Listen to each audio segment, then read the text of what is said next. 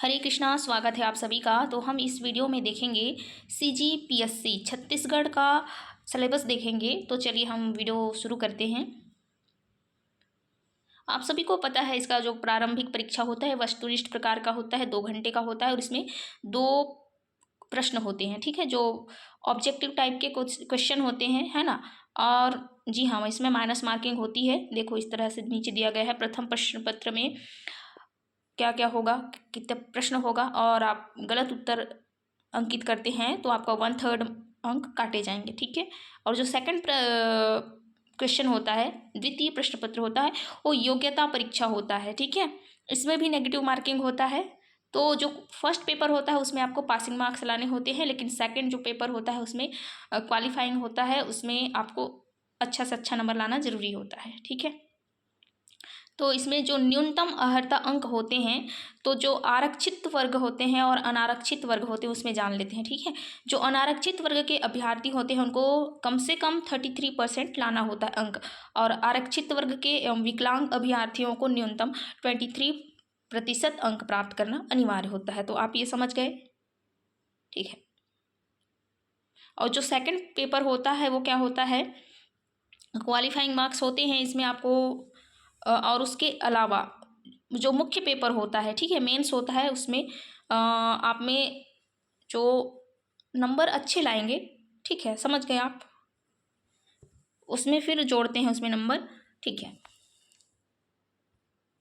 चलो हम सीधे सीधे पेपर देखेंगे। इसमें लिखित परीक्षा क्या क्या होता है। जो पेपर फर्स्ट होता है वो भाषा होता है हमारा, 3 घंटे का होता है, टोटल नंबर आप 200। ठीक है, सेकंड पेपर में होता है, उसमें ऐसे लिखना होता है, 3 घंटे का समय होता है, और इसमें 2 खंड होते हैं और इसमें 4 अलग अलग विषयों पर निबंध लिखने होते हैं। ठीक है, उसके बाद थर्ड पेपर देखेंगे। पेपर थर्ड होता है, और क्वेश्चन जो पेपर होते हैं टोटल 7 पेपर होते हैं, तो उसमें आपको 7 पेपर देना अनिवार्य है। ठीक है, चलिए हम डिस्कस कर लेते हैं आगे। वो लास्ट में आपका साक्षात्कार वगैरह तो होता ही है, पहले आपको प्री निकालना है, फिर मेंस निकालना है, तब जाके आपको इंटरव्यू। ठीक है, हम लोग देखेंगे सिलेबस, हमारा मुख्य उद्देश्य वही है देखना। आप वीडियो पॉज करके देख सकते हैं कि कितने नंबर के होते हैं, कैसे होते हैं, उसमें ऐसे कैसे लिखा जाता है, वो बाद में देख लेंगे आप लोग। है ठीक है, मैं आपको सिर्फ दिखा देती हूँ सिलेबस जो हमारे लिए अनिवार्य है। चलिए, चलो जो सामान्य हिंदी होती हैं, सामान्य हिंदी में आपको भाषा बोध, संक्षिप्त लेखन, पर्यायवाची एवं विलोम शब्द जानना जरूरी है।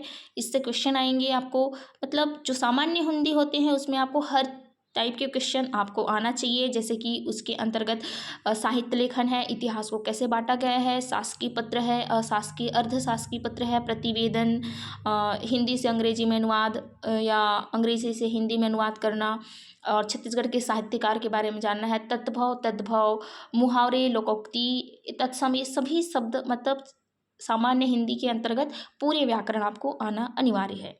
सेम वैसे ही है, अंग्रेजी में भी आपको कॉम्प्रहेंशन जानना है, प्रिसिस जानना है, writing, rearrangement and correction of sentence, synonyms, antonyms, filling the blanks and correction of spelling, जो स्पेलिंग होता है उसको करेक्ट लिखना है, वोकैबुलरी है, and used idioms and phrases, tenses, preposition, active voice and passive voice and parts of speech. देखो speech से question आएंगे और इसमें टेंस तो दिया नहीं है। ठीक, चलो अब मेन देखते हैं छत्तीसगढ़ी भाषा। जो छत्तीसगढ़ी भाषा होता है इसमें आपको छत्तीसगढ़ी भाषा का ज्ञान होना चाहिए, छत्तीसगढ़ी भाषा का विकास, इतिहास। ठीक है, आप इसका विनय कुमार पाठक का पढ़ सकते हैं, बहुत अच्छा बुक है।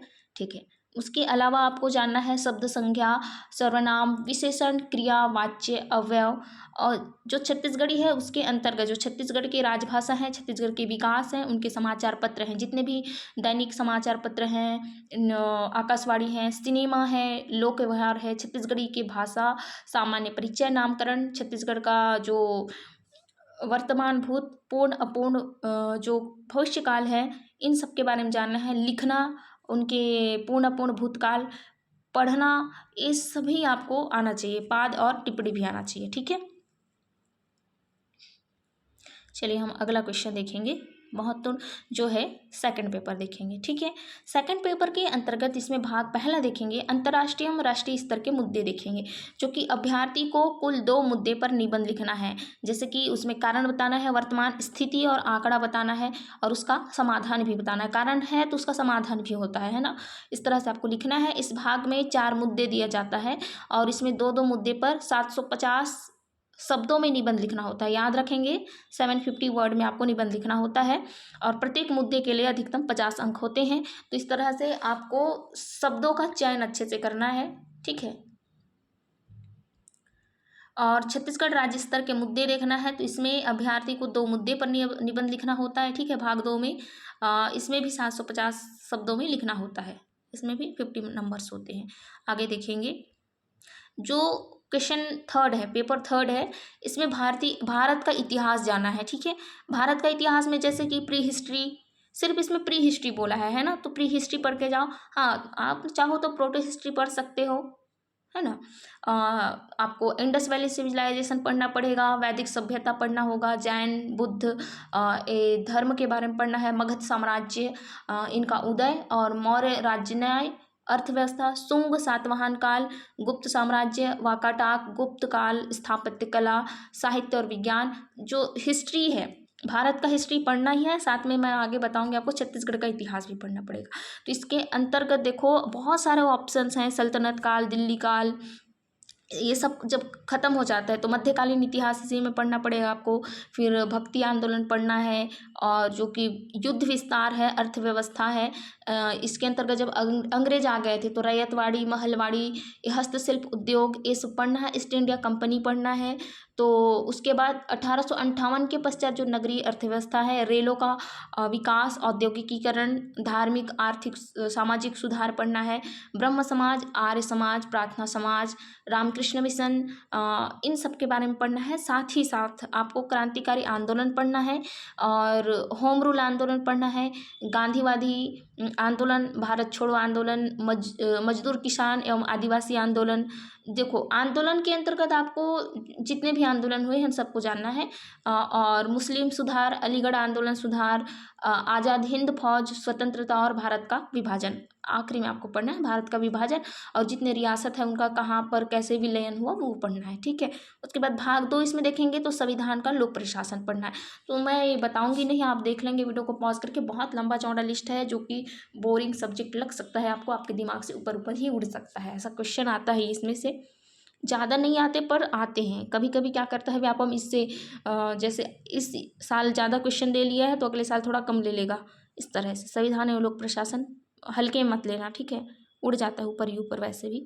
अब देखो छत्तीसगढ़ का इतिहास मैं बोल रही थी ना, तो इसमें आपको प्री हिस्ट्री पढ़ना है, छत्तीसगढ़ का इतिहास पढ़ना है, वैदिक युग से लेकर गुप्त काल तक के प्रमुख राजवंश पढ़ना है, जैसे कि राजश्री, तुल्यकुल, नल, सरप, पांडुवंशी, सोमवंशी, कलचुरी और उनका शासन। फिर मराठा शासन पढ़ना है और ब्रिटिश संरक्षण में छत्तीसगढ़ पढ़ना है। और जो पूर्व की रियासतें हैं, जमींदारियां हैं, सामंत राज पढ़ना है। 1857 की क्रांति पढ़नी है। छत्तीसगढ़ में स्वतंत्रता आंदोलन, श्रमिक, कृषक एवं जनजातीय आंदोलन पढ़ना है। हाँ, अलग अलग जनजाति के लोगों के बारे में पढ़ना है। छत्तीसगढ़ राज्य का निर्माण पढ़ना है। जी हाँ, छत्तीसगढ़ राज्य का निर्माण भी पढ़ना पड़ेगा आपको। और साथ ही क्वेश्चन अगला इसमें देखेंगे जो कि पेपर 4 है। पेपर 4 सामान्य अध्ययन होता है जिसमें आपको 10th और 11th 12th के केमिस्ट्री पढ़ना है। केमिस्ट्री में आपको पता है क्या क्या पढ़ना है। यदि आप केमिस्ट्री पढ़े हो, साइंस बैकग्राउंड से हो, तो आपको पता चलेगा। ये वीडियो आप पॉज करके इसमें देख लेंगे आपको क्या क्या इसके अंतर्गत पढ़ना होता है। काफ़ी लंबा चौड़ा लिस्ट होता है पर आप पढ़ लेंगे। ठीक, आप क्या करेंगे 10th 11th 12th के फिजिक्स, केमिस्ट्री, बायोलॉजी पढ़ लेंगे उसके लिए। ठीक है, उसके बाद इसमें पेपर 2 देखेंगे जो अगला भाग है इसी में। ठीक, तो इसमें योग्यता परीक्षण होता है, तार्किक योग्यता एवं बुद्धिमत्ता परीक्षण होता है जिसमें कि मैथ्स के क्वेश्चन आएंगे, है ना। मैथ्स के क्वेश्चन आएंगे जिसमें जोड़, गुणा, भाग करना, 2 परिमेय हैं, उनके अलावा अनुपात, समानुपात बताना है, अंतरानुपात, व्युत्क्रमानुपात बताना है, वाणिज्य बताना है, बैंकिंग, बचत, सावधि जमा खाता। तो आप समझ गए ना, ये सब आप पढ़ते आए हो। 9वीं 10वीं 11वीं 12वीं का मैथ्स देख लेंगे। ठीक। उसके बाद भाग थ्री है अप्लाइड एवं व्यवहारिक विज्ञान। तो इसके अंतर्गत आपको क्या पढ़ना है, कंप्यूटर से संबंधित क्वेश्चन आएंगे और साथ ही आपको प्रदूषण से संबंधित क्वेश्चन आपको जानना है, जैव विविधता बताना है, फसल के बारे में, कीट नियंत्रण, भारत के जितने भी औद्योगिक विकास हैं, कृषि का उद्भव, इन सब के बारे में आपको पढ़ना होगा। और साथ ही IT के जो इंफॉर्मेशन टेक्नोलॉजी है, ये सॉफ्टवेयर, इंटरनेट से संबंधित क्वेश्चन भी पढ़ना है। ठीक। और जो अगले देखेंगे प्रश्न पत्र 5वां देखेंगे, ठीक है, सामान्य अध्ययन। तो इसमें भारत एवं छत्तीसगढ़ की अर्थव्यवस्था देखना, आपको भारत की अर्थव्यवस्था भी पढ़नी है और छत्तीसगढ़ का अर्थव्यवस्था।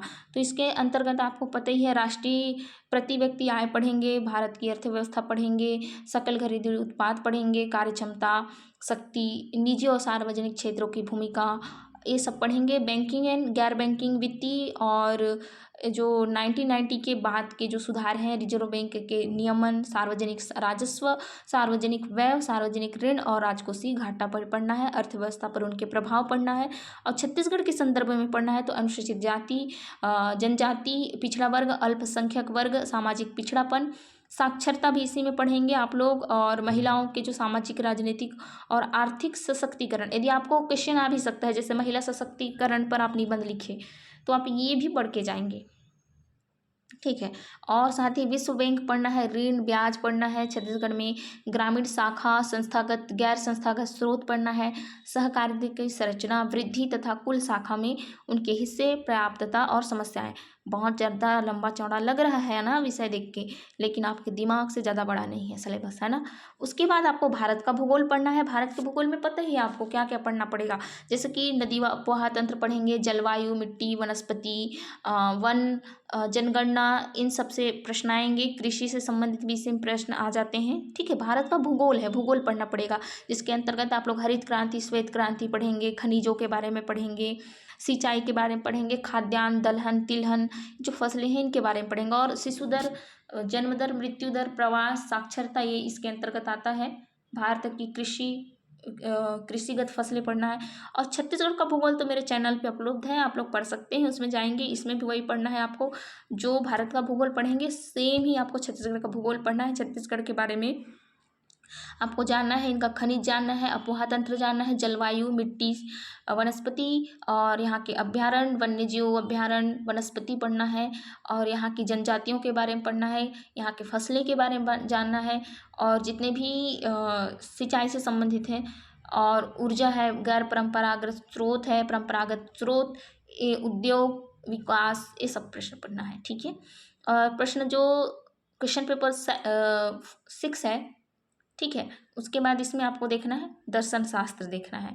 दर्शन शास्त्र के अंतर्गत देखो दर्शन का स्वरूप, धर्म एवं संस्कृति जानेंगे, और साथ ही ब्रह्म, आत्मा, ऋतुगीत दर्शन, स्थित प्रज्ञ, स्वधर्म, कर्मयोग, चावर्क दर्शन, ज्ञान मीमांसा, तत्व मीमांसा, और आप लोग अष्टांगिक योग पे इसमें पढ़ेंगे, विकासवाद पढ़ेंगे, प्रकृति एवं पुरुष देखेंगे। जो दर्शन शास्त्र है थोड़ा लंबा चौड़ा तो है सिलेबस, पर पढ़ना तो पड़ेगा, ठीक है। आप उसको पॉज करके देख लेंगे इसमें क्या क्या पढ़ना होता है। उसके बाद समाजशास्त्र पढ़ेंगे,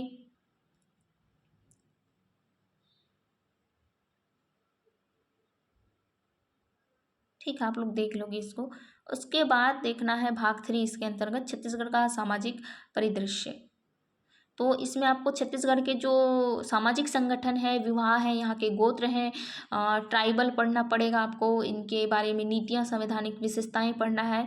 और जो जनजातीय हैं उनके प्रचलित आभूषण हैं, उनके परंपराएं हैं, उनके लोकगीत हैं, उनके कलाकार हैं, उनके नाटक है, जनोला है, मुहावरा है, लोकोक्ति हैं, और उन क्षेत्रों में जो पुरस्कार उन्हें मिलता है वो जानना है, उनके पर्व, मेले, त्यौहार, ये सब जानना है। और छत्तीसगढ़ के पर्यटन स्थल, छत्तीसगढ़ के अभ्यारण्य और बस्तर के जलप्रपात, गुफाएं, छत्तीसगढ़ के प्रमुख संत पढ़ना है, ठीक है, समझ गए। चलो क्वेश्चन पेपर 7 देखेंगे। कल्याणकारी विकासात्मक कार्यक्रम एवं कानून पढ़ेंगे, जिसके अंतर्गत देखो इससे भी क्वेश्चन आते हैं। जो सामाजिक और महत्वपूर्ण विधान है, अनुसूचित जाति, जनजाति, पिछड़ा वर्ग के लिए जो अधिनियम हैं उनमें जो बदलाव हुए हैं, या महिलाओं को जो प्राप्त सुरक्षा है, घरेलू हिंसा से स्त्रियों के संरक्षण अधिनियम के बारे में पढ़ना है, सिविल अधिकार संरक्षण अधिनियम, ये सब कुछ पढ़ना पड़ेगा। मानव अधिकार पढ़ना है, और छत्तीसगढ़ के संदर्भ में देखा जाए तो यहाँ के जो निवासी हैं उनके कल्याणकारी और विकासात्मक प्रभाव के बारे में पढ़ना है। और छत्तीसगढ़ जो शासन है उनकी जो योजनाएं बनाती हैं उनको जानना पड़ेगा। और अंतर्राष्ट्रीय और राष्ट्रीय खेल घटनाएं और संगठन, ये तो आपको सभी विषय में पढ़ना ही पड़ता है, तो आप इसमें भी पढ़ेंगे कि इसमें अंतर्राष्ट्रीय खेल प्रतियोगिता, भारत के संगठन, विश्व व्यापार पढ़ेंगे और जो मुद्रा कोष है अंतर्राष्ट्रीय, उनके बारे में पढ़ना है। और इसमें जो भाग 3 होते हैं तो इसके अंतर्गत जो शैक्षणिक संस्थाएं हैं, मानव विकास और उनका योगदान पढ़ना है। ठीक है, आप वीडियो थोड़ा सा पॉज करके देख लेंगे। इसमें पॉलिटेक्निक, ITI, IT, जितने भी व्यावसायिक हैं, निःशक्त जनों के लिए मुद्दे हैं। और साथ ही राष्ट्रीय आयोग पढ़ना है, राष्ट्रीय शैक्षिक अनुसंधान प्रशिक्षण परिषद जानना है, यूनिवर्सिटी के बारे में जानना है। ठीक है, ये सब के बारे में जानना होता है।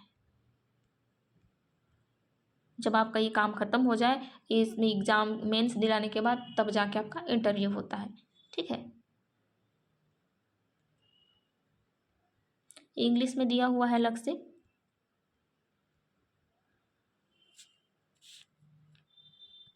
आई होप आपको जल्दी जल्दी में मैं दिखा दी तो समझ में आ ही गया होगा। और कुछ डाउट होता है तो कमेंट करो, मैं बता दूंगी। ठीक है।